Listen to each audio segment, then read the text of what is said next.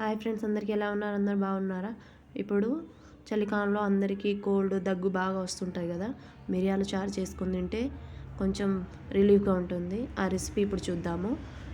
Gas stove on చేసి ఒక కడాయి పెట్టుకోవాలి. కడాయి పెట్టుకున్న తర్వాత ఆయిల్ పోసుకోవాలి. ఆయిల్ పోసుకున్న తర్వాత జీలకర్ర 1 టేబుల్ స్పూన్, 2 టేబుల్ స్పూన్ కందిపప్పు, 1 టేబుల్ స్పూన్ ధనియాలు, 1 టేబుల్ స్పూన్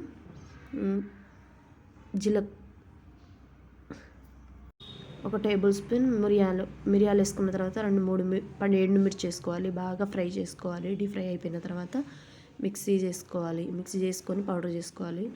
పౌడర్ చేసుకున్న తర్వాత మరో పక్కన ఒక బౌల్లో హాట్ వాటర్ బాగా ఉడకనివ్వాలి. ఉడకనిచ్చిన తర్వాత అందులో కొంచెం చింతపండు వేసుకోవాలి.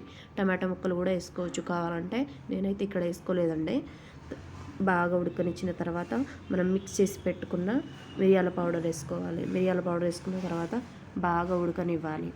ఉడకనిచ్చిన తర్వాత మరో పక్కన గ్యాస్ స్టవ్ ఆన్ చేసి కడాయి పెట్టి అందులో పోపుకు కావాల్సిన వస్తువులు వేసుకోవాలి.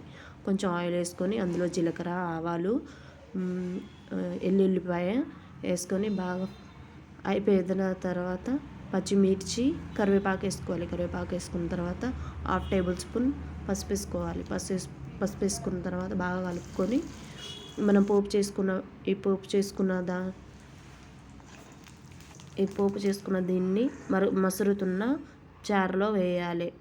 మరో పక్కన మసులుతుంది కదండి గిన్నెలో, అందులో వేసుకొని బాగా కలుపుకోవాలి. ఒక 5 మినిట్స్ ఉంచి తర్వాత పైనుంచి క్యాప్ మనకు తగినంత సాల్ట్ వేసుకోవాలి. 2 టేబుల్ స్పూన్స్ తగినంత సాల్ట్ వేసుకున్న తర్వాత పైనుంచి మనం సన్నగా కట్ చేసుకున్న కొత్తిమీర బాగా వేసుకోవాలి. కొత్తిమీర బాగా రుచికి తగ్గట్టు వేసుకోవాలి. వేసుకున్న తర్వాత పక్కన పెట్టుకోవాలి. వీడియో నచ్చినట్లు లైక్ చేయండి. Bye bye.